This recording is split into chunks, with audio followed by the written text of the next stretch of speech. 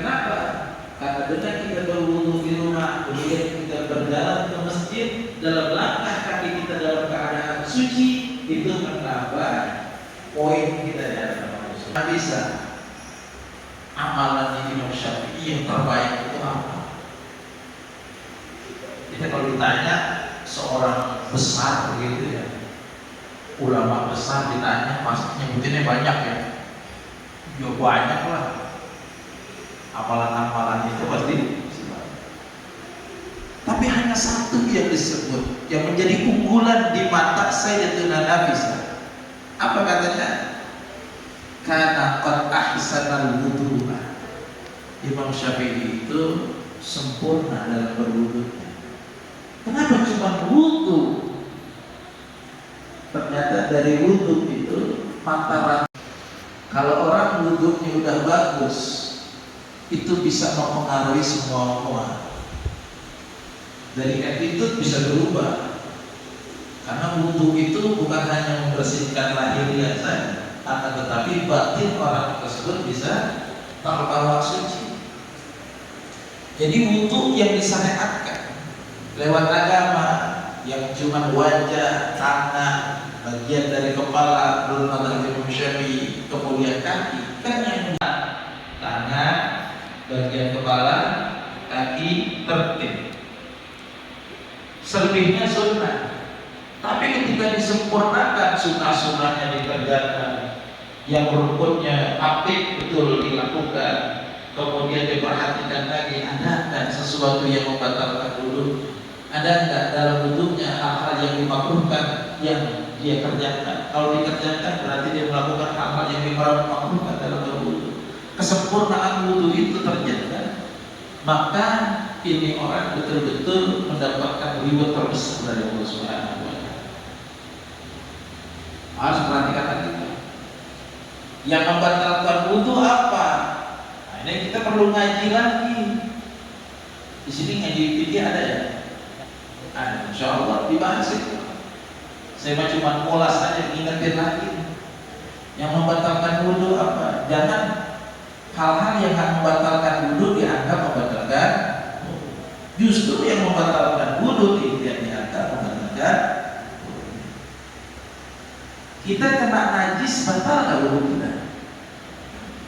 Kita lagi berwudu, selesai berwudu, tiba-tiba mohon maaf kaki kita ini nginjek kotoran.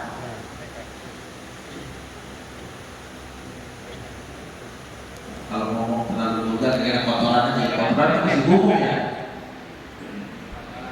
Apa ya? Kotoran aja. Direkam sini, saya jadi bingung ngomongnya. Kalau kita nginjek kotoran tersebut, batal apa enggak wudu kita? Enggak batal. Enggak batal. Hanya tubuh kita bagian yang menginjak kotoran tadi menjadi buta najis. Caranya dicuci saja sampai bersih, hilang sudah, dia bersih kembali. Menyentuh lain jenis tanpa ada penghalang sama besar dan tidak ada hubungan mahramiyah, batal apa? Kita yang mayoritas mazhabnya Imam Syafi'i batal dan meyakini kalau itu adalah batal. Jangan lantas kita mengikuti orang yang mengatakan bahwasanya nggak batal. Iya, kita ini mayoritasnya bermadzhab Syafi'i. Kalau ada yang bilang seperti tidak batal, tanya bermadzhabkan apa? Oh, kita bermadhabkan Al-Quran dan hadis, ya nggak bisa kita langsung lompat ke situ. Karena apa? Untuk mengeluarkan hukum dari Al-Quran dan hadis ada pirantinya yang mereka sudah buat. Kenapa dikatakan madhab Imam Syafi'i? Karena Imam Syafi'i punya metodologi untuk mengemas, meracik bagaimana istinbat hukum dari Al-Quran dan hadis.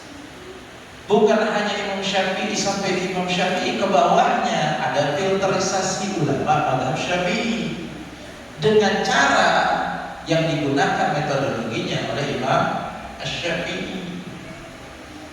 Nah, kalau kita berpindah madhab, konsekuensinya adalah kita jangan hanya mengambil satu bagiannya. Sudah berapa banyak yang kita kuasai dalam madhab yang kita pindahi itu.